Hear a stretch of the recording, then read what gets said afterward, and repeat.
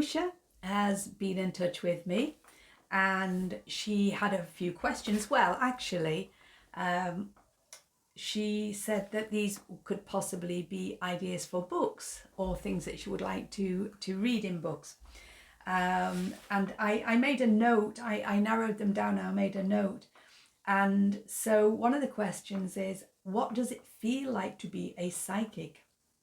Then another is, how much do you really see? Followed by, do you see people's deep, dark secrets? And fourth one, can you tell when someone's nice or nasty, and does it influence the way in which you advise them? So really good questions. So question one, what does it feel like to be a psychic? Well, I don't call myself a psychic. And I've explained this umpteen times, I think, in other videos, so people are probably fed up of hearing about it. But I used to use the term years ago. I don't use it anymore. I don't like the association that comes with it. There are a lot of very decent and reasonable people working within the psychic arena, but there are also a lot of not so nice people, and it can become a freak show. And it can also cause people to be very demanding. You're the psychic, you're supposed to tell me. And people can be quite belligerent and rude even. So I don't really want to be involved with all of that. So the way I look at it is this: I use my intuitive capacity and people consult me. So there you go, intuitive consultant. And so what does it feel like to be an intuitive consultant? It doesn't feel like anything. It just feels like being an intuitive consultant. It's something I've been doing for a long time, 26 years. So it's normal everyday life to me. It is just normal. Every day I'll have my diary. I'll have every working day, I'll have a list of people in that I'm going to prepare consultations for and then send out via email. So I'll come to my desk. I try to do it in the morning. 99.9% of the time I'll start work in the morning, because if I let anything else get in the way, then the day runs away with me, and then I'm trying to do it later on in the day when I'm tired or getting more tired. So it's usually morning. You go through the afternoon, and then cut-off point usually mid to late afternoon. And so what does it feel like? Well, it is just, I can't tell you, it just feels like life to me. It's just what I do. It's just what I've done for a long time. So I'm afraid I'd like to give some other really great answer, and I can't. The next question, how much do you really see? Well, that's a good question, because seeing, that's the point. Now, I work with clairvoyance, which is the capacity to see with using the mind's eye. That's my interpretation of it. And I work through sense as well. So sense is a really important thing. You can know things through sense. I can't explain it. It's like a knowingness in the middle of my head here, okay? So do I see people's deep, dark secrets? Is the third one. Well, how much do I see? Never enough. You don't, because you see snippets and clips. So I will see on the screen of my mind, I will watch moving clips or little still frames, and I'll combine them with the sense, and I'll piece them together and then interpret it. And it's obviously works well enough for me to still be in business now, all these years down the line, but it's still a bit of an inexact science. So with some people, I personally will see more than I will with others. And that will be true of other readers, consultants, it will be true of them as well. So do you see their deep, dark secrets? I don't know about people's deep, dark secrets, but you can be aware that there is more going on within their inner world than they're letting on to the outside world, or even if that they would even admit to themselves. So that's the thing. You see, we're often motivated or influenced by what is going on in our unconscious mind, stuff we've pushed into there. And because we've pushed it into our unconscious, we're not consciously aware of it. So we might deny its existence. And so, but I've learned to trust my judgment over the years. I'm not God. I don't claim to know everything, to be able to see everything. And there are many times when I would be open to being wrong, because that I would like to be wrong if it could work out for the customer in the way they want it. But I have to tell them truthfully and honestly what I personally see and feel. And that's what people are paying for, is my interpretation of what I am seeing and feeling. I can't do any more than that. And so they're then going to decide whether or not they accept it or they don't accept it. And there are many times when people don't accept it immediately, but they come to understand it more and accept it more as time passes by. So you just have to be patient, you know. But in terms of deep, dark secrets, I don't know really. You can feel, I can feel that people are grieving over something. You know, I can feel that there's an inner core of sadness with them, and that there are regrets there.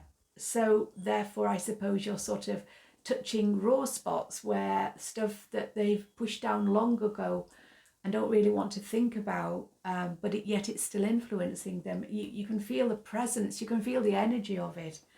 And also, you know, I was tuning into somebody today, and yesterday actually, and this young lady, she had all this determination and frustration, but tuning into it wasn't a pleasant experience. And that's not her fault, because there was so much intensity in here. There was so much going on with her. And, you know, she was overwhelmed. She was overwhelmed by life at that time. But I didn't worry about it, because, you know, I knew that this was not something that would last forever. This was a phase, a period she was going through, and that it would lead her to make one or two decisions so that she would then, you know, she would start to change her own pathway. But right now, at this moment in time, and for this foreseeable future, she was likely to feel overwhelmed and frustrated and unhappy, but it was just connected to now, do you know? And sometimes the thing is, we humans, we don't want to accept emotional pain. We'll do anything to avoid emotional pain. I've learned that about my customers, the world, myself. You know, we don't want the emotional pain, and we want somebody to, if we can't make it go away, we want somebody else to make it go away. And then that's when people get angry with you, because you can't make their emotional pain go away, that they've actually got to sit with it for a while. And so I have had to say to one or two people when they've sent me nasty emails, when I say nasty, maybe not nasty, upset and slightly accusatory emails, as in, oh, well, I was hoping I was going to feel better. I was hoping you were going to tell me something that was going to make me feel completely better today. Now you haven't. And I would have to say to them, I'm not God. I am not creating your life or your future. I'm not responsible for it, and I'm not going to lie to you. I am not going to tell you some fairy story. There are plenty of people on the internet who would be happy to do that. So I'm sure you can find somebody out there if that's the service you want. But it's hard, isn't it? And so I don't know whether that's about the deep, dark secrets, but can you tell when someone's nice or nasty, and does it influence the way you advise them? Well, if I've sensed that somebody, I do tread on eggshells. People who have had a number of people who've had consultations from me before, they have said to me sometimes that we can tell that you're treading on eggshells sometimes, that you're trying to find the best way to say this and that. And I can be very blunt and very straightforward, but I still work hard on my delivery. And so sometimes I sense that somebody's going to be very upset by this, or they're likely to be upset by it. So I really need to tread carefully with it and try and word it in such a way where it doesn't sound like I'm being awful or horrible or having a go at them, or, you know, so you've got to be you've got to think about it. But sometimes I've been surprised, because sometimes I've expected, I've really thought that I could be, you know, I'm in full flow with somebody, and I felt like, yeah, you know, I can talk to this person, tuning into their energy field. I feel I can be straight with them, and, you know, and then they've sent me back an awful email, or in one or two cases, even they've gone on the internet and had a real problem with me. And I've been, wow, how bad am I at this job? Because I didn't see that in that person. I saw better stuff in that person. And then one day it clicked with me that actually what I was seeing within that person did exist, but just now they're choosing to react from their lower self rather than respond from their higher self. The thing is though, nowadays, I'll be honest with you, I don't cut people an awful lot of slack. So if somebody, occasionally I have done in the last 12 months or so, somebody might come back and apologize and say, look, I responded very badly to you. And the thing they always say is, I was in a dark place at the time. Okay, I understand that. And they will say, I've rethought it or I've re-listened to it, and actually I'm hearing it in a very different way now. And I am sorry. So on those instances, I will usually say, well, okay, fine, fair enough, if they want another consultation. But it depends. There are some people who go, no. They react that way once, they're not getting a second chance, because we all have the power of choice, don't we? So if people are, nice enough, or they come back and say, look, I'm sorry, I know it wasn't very nice, but you know what, I was struggling at the time and I'm sorry. I'll go, you know what, we've all been there. Me, myself, I've done it myself. But they wouldn't do it a second time. They wouldn't get away with it a second time. And there are some people who only get that one chance and it's done. Because you've got to set your own boundaries in place. You have got to, in all areas of life, because if you don't, people will trample over them left, right and centre. And not everybody, there are a lot of lovely people, but there are people who will do that. And so does it influence the way I advise them? No, because, I try to understand what a situation is going to be about and what they need to take on board and what advice would be relevant. So I would give the same kind of advice to everybody I'm tuning into. I would tune into them. It would depend on what I'm seeing, what I'm feeling, but I'm going to try and find the most productive stuff to say to them. Not the nicest, the most productive stuff, because it's different, isn't it? We can all, we can all offer tea and sympathy. We can all offer a shoulder to cry on, but that intuitive work, and I say on my website, there's one reason to have an intuitive consultation, only one, and that is to gain insight and information. And so it's up to people. They don't have to purchase the service if they don't want it.